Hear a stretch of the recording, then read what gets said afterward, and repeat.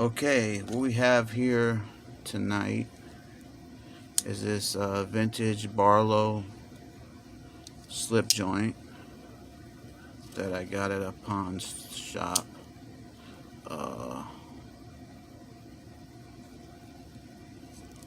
And did a little work on it to get it to where at least open and close a little bit. And so I'm leaving the patina on there because it's not harming anything. But what I am going to do is sharpen it. I worked on the action a little bit to get the action at least where I could open and close it easily.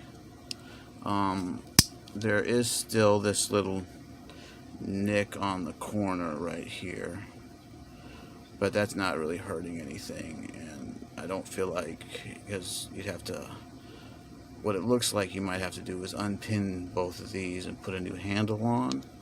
I'm thinking just of filling that, maybe patching it or just leaving it, because it's not that big of a deal to me. This is going to be a user knife. That's why I'm not worrying about the patina, because it's actually protecting the steel. There's no like red rust or anything there. It's all black or gray rust, which actually protects the knife.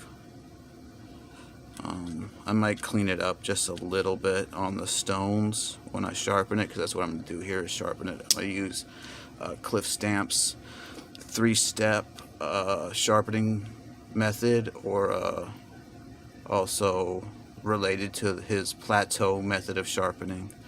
I'm going to do a combination of that. First, I'm going to sharpen the big blade on my Japanese waterstones. I have some grits that are splash and go and some that are soak, and then I'm going to do the smaller blade on my Arkansas stones. So think about time to get started. I'm going to start out on these are all the stones I have are all stones that Cliff Stamp recommended to get. He did a big number of stone reviews and stone evaluations, and these are some of the ones that he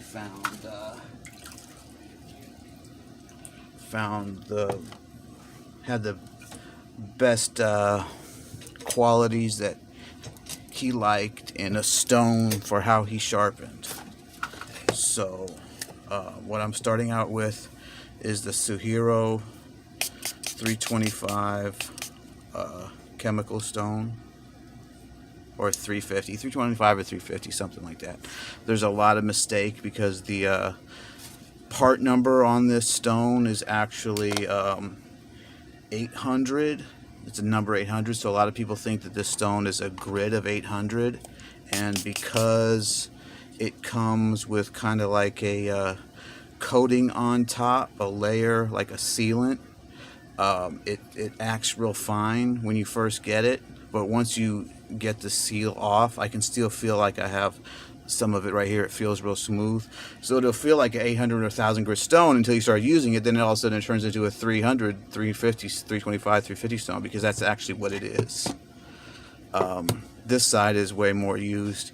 This is all rough. There's none of the sealant left. So what I'm first going to do is what Cliff called de-stressing the edge. And if you've done any straight razor sharpening or been around straight razors, you'll recognize this as bread knifing the edge. It's the exact same thing. So people get all worried like what Cliff means when he's talking about de-stressing the edge. He's just talking about cutting into the stone so you have a visible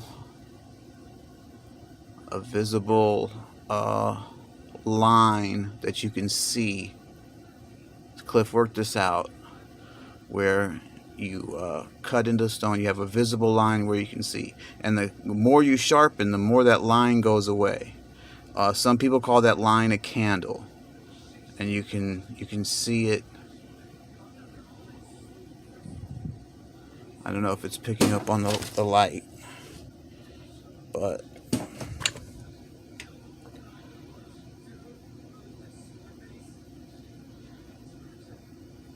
If you cut into the stone, you'll get what's called a candle, and what'll happen is that the edge will reflect light when you look at it.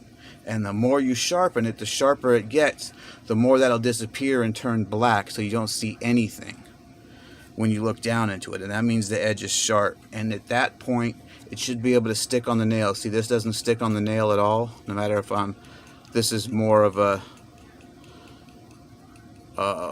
more intense test this way than this way. But usually if it's this way, it should cut.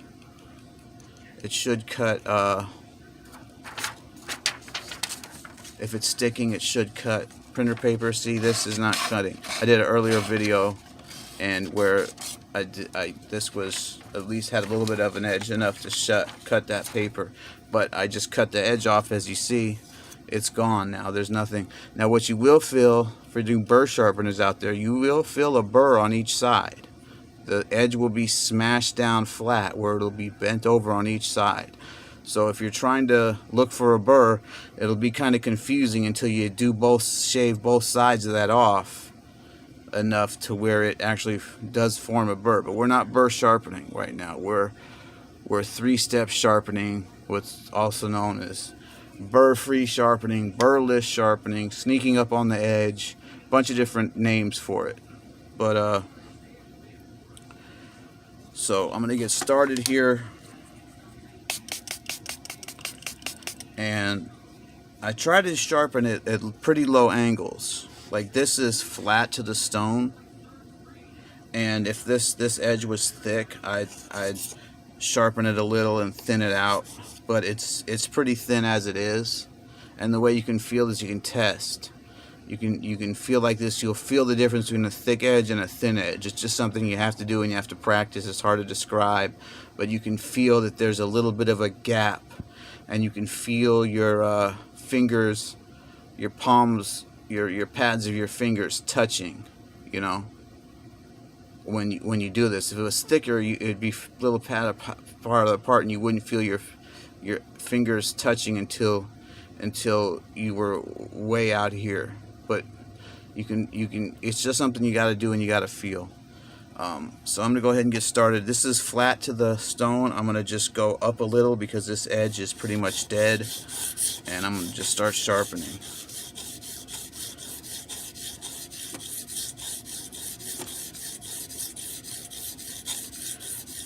And what I'm gonna do is periodically look, and because this edge is so thin, it's not going to take more than a couple passes to get it where this is no longer shining. And you can already see where I put edge. And this is a pretty thin edge, so you can see I'm doing a pretty steep angle, probably less than 15 degrees per side. You can see where some of the rust is coming off on the stone here. Looks like there is a little bit of red rust on there. That's okay. It'll clean up during the sharpening. Or I can clean it up with a little bit of either pencil eraser, rust eraser, or double-aught or quad-aught steel wool. You want to keep your stone wet. See what this looks like. You can see where I hit flat to the stone, where I just took away metal right there. Let's see how we are. Yeah, see, we're already getting spots. This is where it's still reflecting, right here. Still reflecting, starting not to reflect, reflecting, not reflect, reflecting. And the thing is the closer you get to the edge getting sharp, it'll look like that. It'll look kind of spotty, and then it'll just all of a sudden all disappear. You might have one or two spots where you might have to spot sharpen. And so the whole deal with three-step sharpening is that there's 3 steps to sharpening. There's the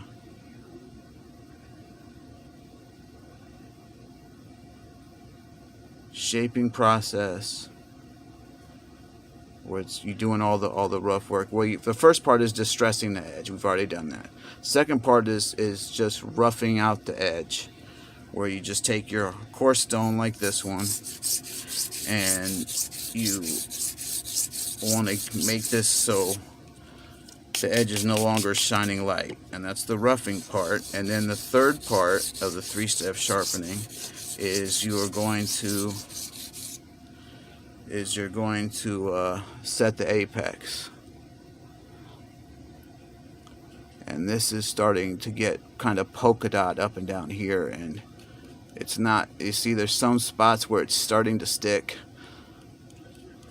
and it's usually around the heel and the tip, because it seems to get more wear from the stone, more sharpening for whatever reason. Either the heel or the tip starts to get the most. It depends on your sharpening technique.